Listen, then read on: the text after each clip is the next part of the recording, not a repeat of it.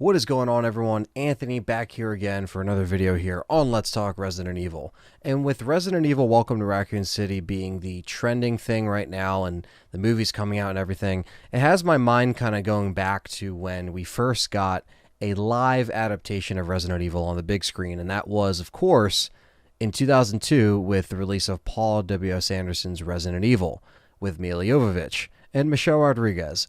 So this film in particular, I do have a memory of seeing it in the theater, you know, seeing the adverts on TV, seeing the stuff, whether it was on G4 or, you know, on the computer. It was me pretty much just trying to wrap my head around, you know, seeing a live action adaptation of your favorite video game franchise of all time.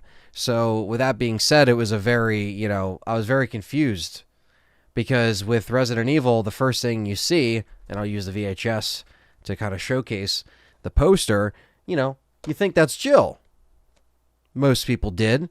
She had a red dress on like Ada, but, you know, still could have been Jill, right? She's hot enough to be Jill. And so when I saw this in the theater, that's who I thought this was. So I saw it in the theater in the Acco Multiplex, which is a relatively local multiplex cinemas owned by National Amusements. And that was the theater where I saw everything up until, you know, 2008 when it closed. I saw the first trilogy of, you know, the first three films, the trilogy of these live action films there. But, you know, it was awesome to see the movies there because I have a lot of memories with those movies, seeing those movies when stuff would open and premiere. And this was earlier on, you know, but I still remember it clearly. You know, I remember seeing it in the theater, and I remember it was, you know, me and my brother and my dad, and he took us to go see it. Obviously, he was going to take us to see it. I was already renting horror at this time. I was already into it, and of course, into the games, so we had to go see it. It was on a weekend, I think, because that's usually when he was off during the day, and that's when we were off from school.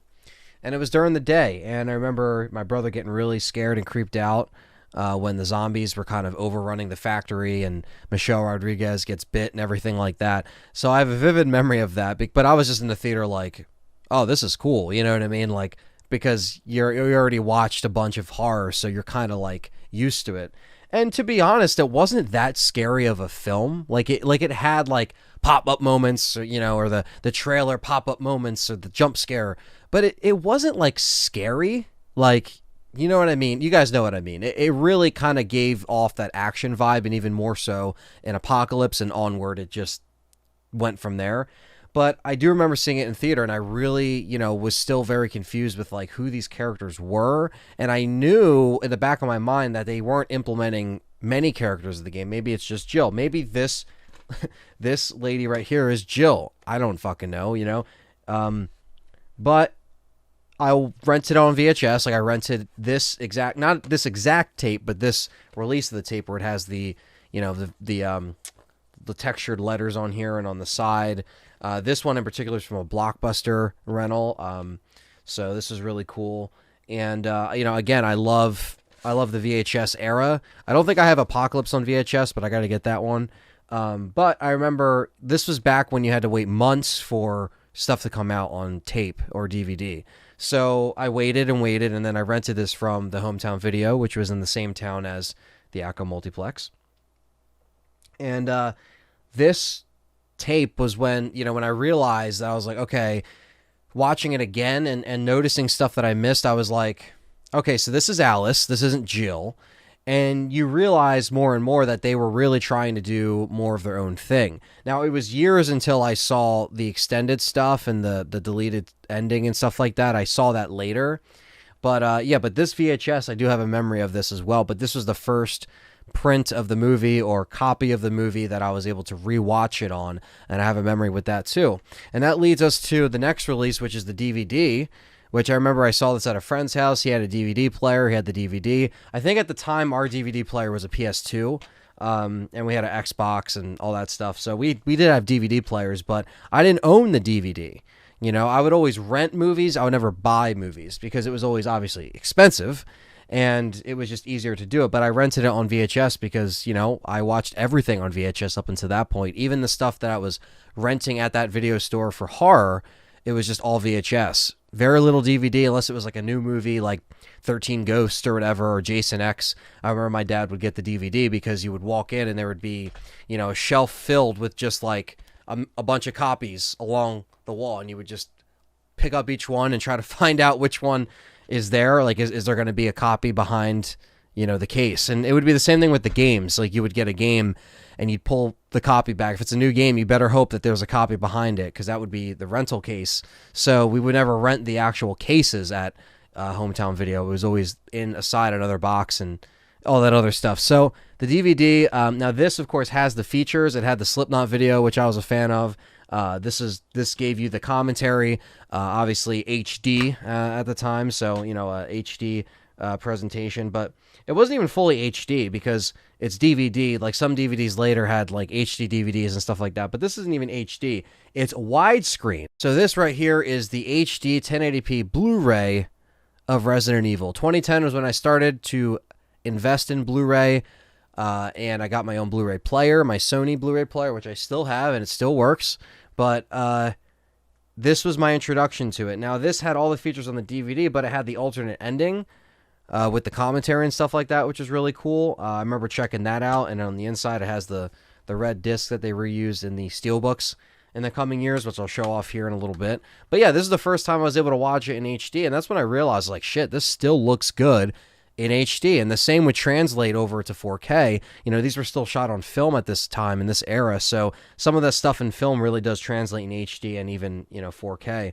But yeah, so 2010 was right when I got this, Christmas 2010, and I remember just watching the whole trilogy during the Christmas break, and you know, it was just good times. It was good to revisit them, because up until this point, it was a while. When I got the Blu-rays, it was a while since I rewatched the first two, because I think I only owned Extinction on DVD. So I didn't actually own any physical Resident Evil movies at that time.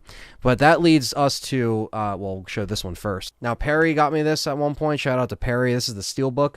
I showed off all the Steelbooks that he sent me in the history of Resident Evil on Blu-ray and DVD and stuff like that, when I went through all the formats and some of the releases that I had.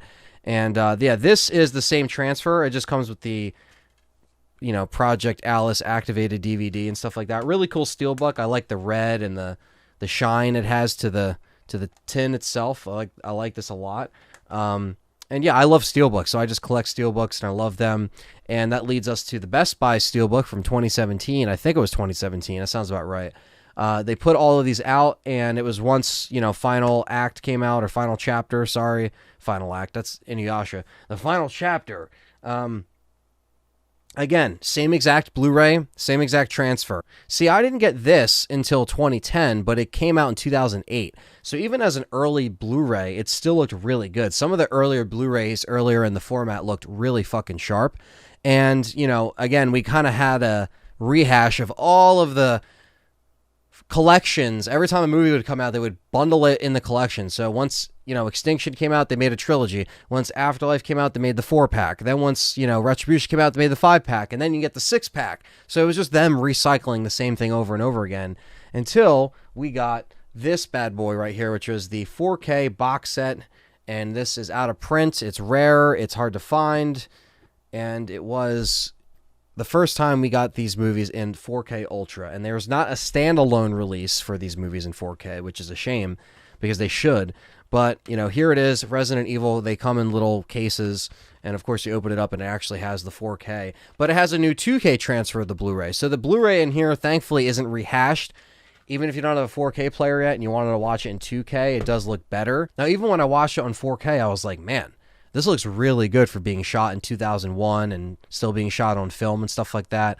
And yeah, that kind of opened my eyes to, I was like, wow, like they actually really did a good job with the transfers. And I'm going to do a video reviewing each transfer leading up to the release of Resident Evil Welcome to Raccoon City as well. So stay tuned for that. So let me know what you think down in the comments about Resident Evil 2002. What memories do you have, good or bad, on the big screen? Did you check it out on VHS, the DVD, both? Did you get the Blu-ray? Did you get all that stuff? Do you have good or bad memories with it? We obviously did a full review of it last year and a commentary, and we plan on doing the rest of them leading up to the release of Welcome to Raccoon City. And I plan on doing a review of the transfer of the 4K set, because you can only get these transfers in this set, and I might as well review them from an honest fan perspective. So stay tuned for that. Don't forget to hit that thumbs up and leave a comment down below, and we'll catch you guys in the next one. Peace out. A big shout out to everyone that supports us over on Patreon. Starting at just $1 a month, you can support us on Patreon, and $5 and up, you get exclusive content and perks as well. Thank you so much for all your love and support, and we'll catch you next time.